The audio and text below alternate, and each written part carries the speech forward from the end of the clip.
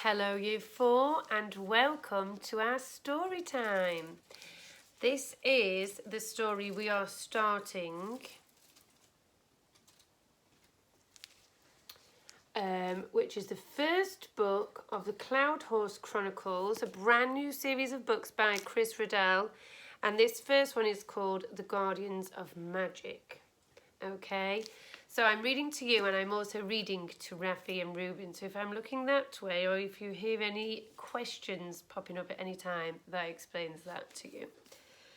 So before we read the first chapter, you can see a map of some sort of magical land on the inside of the book. I don't know if you can see that. And this land seems to be called Thryne. Okay, there's the Great Wood, the Western Mountains, and the Wilds. They're the main areas. There's also the Sea of Sand, the Grey Hills, the other place, the North River, and the Black Lake. Oh, and the Tumble Downs. So they're the main areas of Thryne. And before we read chapter 1, I'm going to read you a bit of information about Thryne so you know where the story is set, okay? And learn a little bit more about that. Fairy tales don't behave in the land of Thryne. Not anymore. Magic was once something precious for everyone. And the magic of nature and its source, the Forever Tree, was prized above all else because that magic made people creative, sensitive and brave.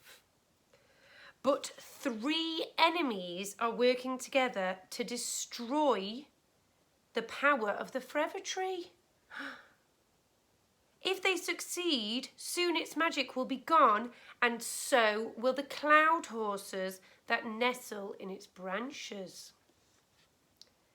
Who are these enemies? The King Rat and his followers from the city of Thryne fear magic.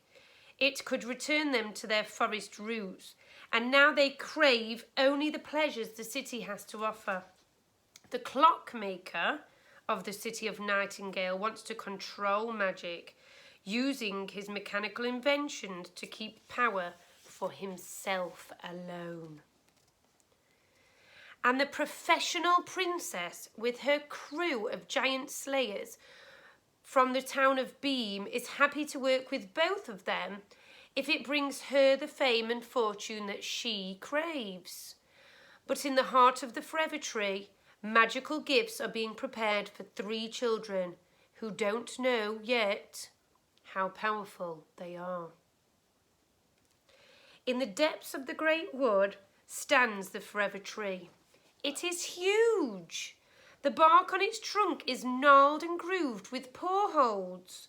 Dark-furred bears know as the lumberers carefully prune and bundle the smaller branches and then carry them on their backs down to the forest floor. A light shines from a nook deep in the tangle of roots, and the lumberers step into a tree root workshop, laying the bundles of forever wood on the bench. An old lady with silvery hair sorts the branches carefully into shapes and sizes she can use. Then she turns to the tools racked on the walls and selects the one she needs for the job. The lumberers turn and weave as the sounds of sawing, planing and sanding start. The sounds last far into the night. The workshop's light glint in the dark. As dawn rises, the old lady emerges. A wagon driven by lumberers pulls up. It's covered in oilcloth. The words, "The Ursine Ballet Troupe of the West," are painted on its side. The old lady reaches into her apron pocket and takes out a glowing slotted spoon with a long handle, which she hands to one of the bears. for Zam Zephyr at bakery number 9, trout wine, she says, and turns to her workshop. Hanging from a hook are the front and back panels of very special cello designed for Phoebe Linetree, a young musician in the City of the Nightingale. On the workbench, clamped in a vise, is the handle of a warpole sword for Bathsheba Greengrass, a giant slayer's daughter from the town of Beam. The old lady dims the lamp and turns to find a bear holding out a bowl of porridge. She takes it and then takes the bear's arm, and they leave the workshop. It starts tomorrow, she says. Now there is the tree, a really big old tree, and the old lady that lives there. Look how cute she is.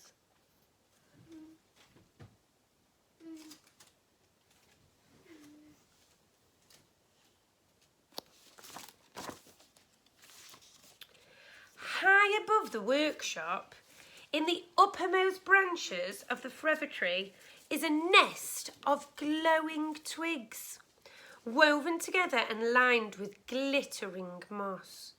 In the nest are eggs, as white as the whitest cloud, dotted with speckles of sky blue.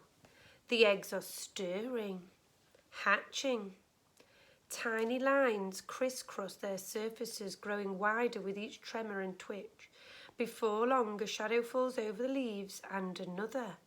And there is swishing sound as 2 flying horses swoop down from the sky. Beneath them, in the tree branches nestled in the moss, are 3 newly hatched tiny winged foals. For as long as anyone can remember, the children of Thryne have looked at the billowing clouds in the sky and wished on a cloud horse. Always hoping, but never quite believing, that their wish will come true. No one has ever seen a cloud horse, but that is about to change. And there, look, the little nest of cloud horses. Can you see? That's the horses on the tree. Little nest of cloud horses, look. And here is the next place we are going to, the village of Troutwine. That old lady just sent something to the village of Troutwine, didn't she? A glowing slotted spoon. Do you notice anything about the village? Or what do you notice about the village?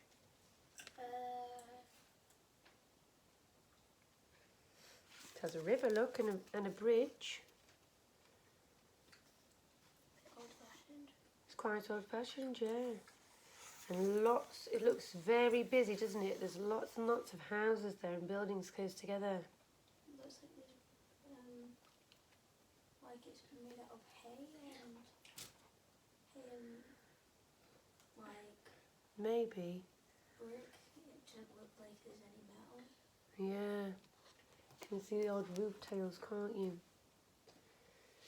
So that is almost chapter 1. It's actually the introduction of the story. So that was explaining a little bit about cloud horses and the forever tree.